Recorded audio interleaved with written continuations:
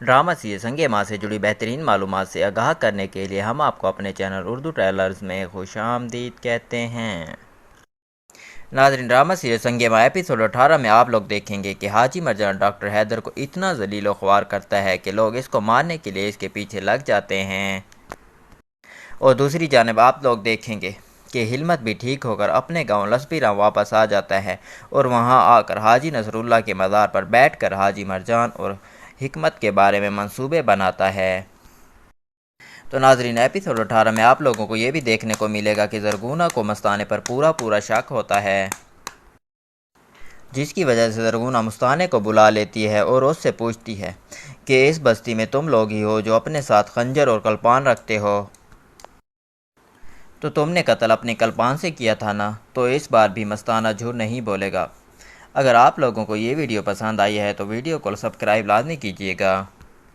تو ناظرین، یہ تھی ہماری آج کی چھوٹی سی ویڈیو، پسند آئے تو لائک کیجیے اور اپنے دوستوں اور فیملی کے ساتھ شیئر کیجیے۔ چلتے ہیں، پھر انشاءاللہ نئی ویڈیو لے کر آئیں گے۔ السلام علیکم۔ ڈرامہ سیریز سنگ ماں سے جڑی بہترین معلومات سے آگاہ کرنے کے لیے ہم آپ کو اپنے چینل اردو ٹریلرز میں خوش آمدید کہتے ہیں۔ ناظرین، ڈرامہ سیریز سنگ ماں ایپیسوڈ 18 میں آپ لوگ دیکھیں گے کہ حاجی مرجان ڈاکٹر حیدر کو اتنا ذلیل و خوار کرتا ہے کہ لوگ اس کو مارنے کے لیے اس کے پیچھے لگ جاتے ہیں، اور دوسری جانب آپ لوگ دیکھیں گے کہ ہلمت بھی ٹھیک ہو کر اپنے گاؤں لسپیرام واپس آ جاتا ہے اور وہاں آ کر حاجی نصر اللہ کے مزار پر بیٹھ کر حاجی مرجان اور حکمت کے بارے میں منصوبے بناتا ہے۔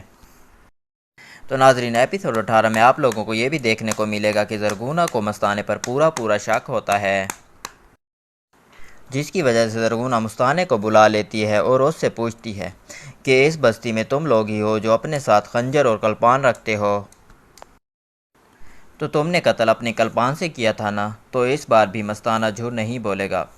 اگر آپ لوگوں کو یہ ویڈیو پسند آئی ہے تو ویڈیو کو سبسکرائب لازمی کیجیے گا۔ تو ناظرین، یہ تھی ہماری آج کی چھوٹی سی ویڈیو، پسند آئے تو لائک کیجیے اور اپنے دوستوں اور فیملی کے ساتھ شیئر کیجیے۔ چلتے ہیں، پھر انشاءاللہ نئی ویڈیو لے کر آئیں گے۔ السلام علیکم۔